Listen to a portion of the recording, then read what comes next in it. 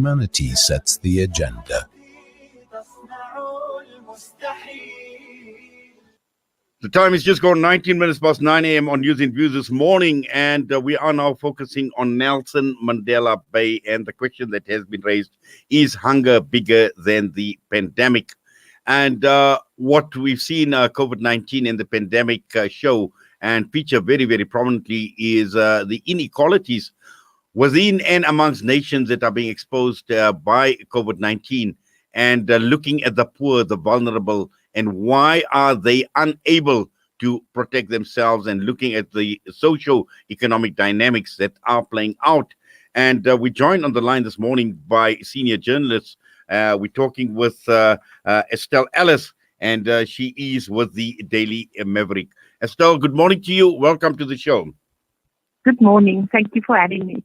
Estelle, I've read your opinion piece, and this is where you raise this question on Nelson Mandela Bay. And we know with all the laws, with all the curfews, the bans, talking about alcohol sales, ban on alcohol sales, other restrictions with regards to public and religious gatherings. But all of this, at the end of the day, is to no avail when someone is hungry, when someone needs to put food on the table, and where we see abject or extreme poverty around, and at the same time trying to even to contain the COVID-19 pandemic. Yes, I think what has happened is, even we could just go back a few months to hard lockdown, there are, because of extreme poverty in the metro, a lot of people make a living by what they call hustling. So they go out and they do a little bit of work every day, and they get maybe £1 or something, but enough to live on, or they go out to borrow things from people or so on. So when the lockdown was lifted, I think people started to get back on their feet. But now we've discovered that when families are put into isolation because one person or a close contact has tested positive for the virus, there's no additional support for them. Yes. So Estelle, sorry, can I just ask you to move around slightly, please, because we are having a bit of a distortion on the line. Okay, let me see. It's better now. Yes, okay, continue. You can hear me? Okay. So the department does have a quarantine facility for patients who test positive, but a lot of people don't want to leave their homes because of high crime rates. So now they've discovered, the community leaders have raised the alarm that people who have tested positive for coronavirus are leaving their houses before their isolation time is over, simply because they have no more food and they need to go work. Exactly. And I think the key issue here, and when you're talking about isolation, and this is difficult because especially when one looks at families where you've got children, and we know it's very, very difficult to keep children indoors as well. And at the same time, trying to enforce in terms of compliance, it becomes very, very difficult to force people to comply under these circumstances. Yes, and I think there is not a lot of support, So I think there's not a great plan. There was talk at one stage of issuing families with medical grade masks that they could stay at home and isolate. But it didn't look to me, and I don't think that I've ever carried that plan through, but also it won't help unless it comes with the food, and a little bit of a social support to these families, because the NGOs, their cupboards are also there by now. It's been a very tough year for people who work in NGOs and trying to support families and trying to keep communities going under these testing circumstances. So they're also running a little bit low on their own resources. But yes, I think there should be targeted plans to assist families that must isolate with food. Exactly. Now, looking at obviously that part of the world, and we know that due to the economic conditions, the Eastern Cape, the Nelson Mandela Bay region, obviously has been very, very hard hit from an economic perspective as well. And we've seen very little growth coming through as far as the economy in that region is concerned. And with the situation obviously worsening, the economic situation, the state of joblessness as well, it actually becomes quite a challenge from an enforcement perspective. But also at the same time, when one looks at even things like the facilities that have been provided, for instance, even in terms of testing, in terms of medical facilities. So all around, we are sitting with a major problem. And this is the reason why this has actually become such a hotspot as far as the increase in COVID-19 infections go. Yes, and I think the Department of Health, and to some extent, look, our municipalities in chaos, so you never know what comes from there. But to some extent, the municipality have sort of started blaming people for being irresponsible. And while they do have the right to say so, there are some parties and people gathering without masks and drinking too much.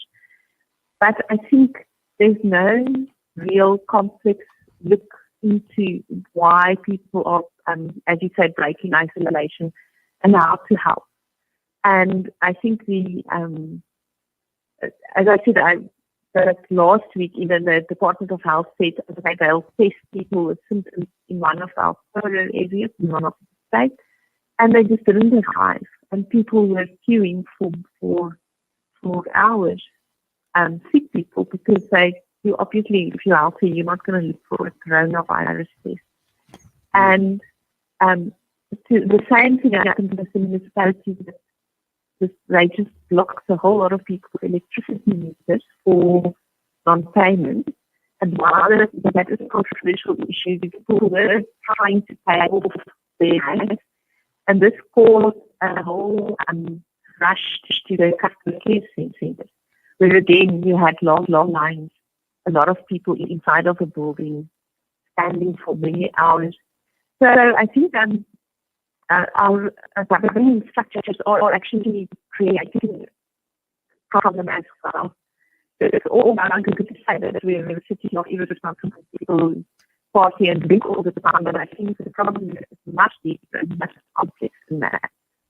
Yes. Now, I think one of the other issues, and I think you, make a very, very good point where you speak about why people are actually queuing. They're not queuing to go into clothing shops. They're not queuing to go to home affairs. And, when we see the criticism that is leveled against people for not observing certain protocols or social distancing and the like, and you make it clear that it is for their survival and for nothing else, because they need their money to survive. Yes, and I think that's the truth. How many people in Nelson Mandela must live? They have no choice but to go stand in line, say maybe to get some type of papers from Home Affairs that have been closed many, many times in the last few months, or to collect a grant. I found there was a lot of messaging going out to tell people to leave their grant money in their account. But I thought that really showed up an indifference to how people who live on the bread line live, because it's not that they want the money to go spend it on Christmas or something like that. That money is needed for survival, and that is why they queue to get access to it. Now, just your thoughts, Estelle, and I know you make mention with regard to churches, and obviously when one looks at religious organizations, when one looks at religious buildings and the like as well, and obviously religious leaders at a time like this play a very, very critical role, a crucial role, and we know with limitations as far as religious gatherings are concerned, but many people actually look up to organizations like church organizations, like church groups and leadership to assist them or to guide them with all the trauma, the mental trauma, and also to an extent in terms of providing some sort of relief to their plight. Yes. I think the churches or the religious organizations, they do play a very important role. They've always played an important role in Nelson Mandela Bay. Our communities are very centered around our churches or places of worship or religious gatherings. And I think this is disrupting that. I think that is one of the big problems that this virus is causing, is that it disrupts our social fabric. So now people can't go to church. They can't go to after tears. They can't they can't seek that sort of comfort within their religious community. The pastors and the religious leaders they show that we're burying people. We have a great amount of death in this metro. And I think but they do try. I think they do try their best to play an important role in helping people to keep themselves together, looking after people's mental health. I know we've got a lot of, especially women religious leaders who are assisting at the hospitals, doing prayers for the doctors and the nurses. And again, it's difficult because you can't even give them a hug, so they stand outside to pray. But so I think that's part of the strain that's been put on the city by the virus, is that our social fabric has also been disrupted. Well, Estelle, thank you very much for that and for your time with us this morning. We wish you all the best, and please take care. A pleasure. Thank you. Estelle Ellis, senior journalist for the Daily Maverick, with us this morning. And when one looks at this country, and when one looks at South Africa, and obviously South Africa is a country now with the fifth highest number of cases of COVID-19 in the world, the highest number of cases on the African continent. And these inequalities in the country is likely to have a bigger impact, and particularly when one looks at the populations who are especially hard hit, and these are impoverished people. Many depend on females who are head of the households, and these are people, many of them only have possibly a primary education, and those that don't have any form of social grant, social assistance, and they are obviously being pushed to the limits. And we know what has happened with the economy. And although we know the government is talking about social grants to target the poorest, at the end of the day, there are many who are on the borderline of poverty, and these are vulnerable. And not only the poor, but we also see a middle class that is now getting into the poverty zone as well.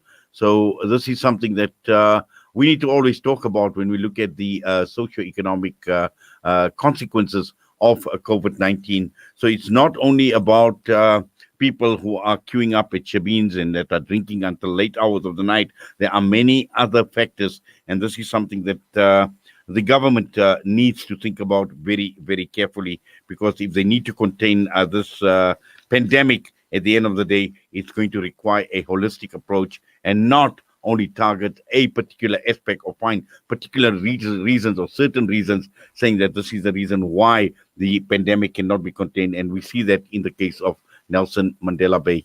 The time is just gone at 9:32 a.m. We come back, we'll be joined by Islamic Relief South Africa, looking at their 16 days of activism campaign against gender-based violence. Discover the Africa of your dreams and surround yourself with her spectacular beauty. Relax beneath her serene sunsets and explore wildlife at its natural best. It's where the pride of Africa comes together. The Kwantu Private Game Reserve. Get to know the Big Five or cruise on an elephant safari game drive. Interact with lion and tiger cubs and enjoy world-class halal cuisine while we pamper you during your 5-star stay. Indulge in the true African experience. For reservations, call now on 042-203-1400 or visit kwantu.co.za. The Kwantu Private Game Reserve, the place of gathering. Fabric Direct, now open at 224 Brickfield Road, Overport, Durban, offering you a variety of dress fabrics, curtaining, upholstery, wallpaper, and deco. Fabric Direct, quality, price, and a range that speaks for itself. 224 Brickfield Road, Overport, Durban. Fabric Direct, definitely worth a visit. Dad, well, I've been chatting with an investment broker today and... Broker? Did the broker tell you that our economy is a mess? There's bushfires in Australia, America wanted World War III, and now the coronavirus is traveling around the world. Well, I also thought about purchasing some crypto. Crypto? What's that, like another pyramid scheme? I don't trust what I can't see. There's an apartment in Belito. So whole your family will be asking to stay there for free. And what if the government takes it away, eh? Dad, I don't think it works like that. I'll tell you what works. Gold. At your age, I invested in gold coins and it paid for your university fees and your wedding. No contracts, no agreements. Your investment is in your hands and you own it. With a 70% growth in only 5 years, do you still doubt gold investment? Contact RJ Coin today. 031 202 4701 or visit them at 151 Stephen Lamini Road in Musgrave, Durban. Randery Jewelers Gold Coin Exchange. Your passport to gold investment. An act of love saves lives. Sponsor an orphan with Islamic Relief, and you can help one of the 140 million children who have lost one or both parents through conflict, disaster, poverty, or disease. At Islamic Relief, we support over 60,000 orphans, and we need your help to nurture more children. Your love matters. Sponsor an orphan today. Visit www.islamic-relief.org.za. Listen to something fresh. Listen to Salam Media, your humanitarian broadcaster.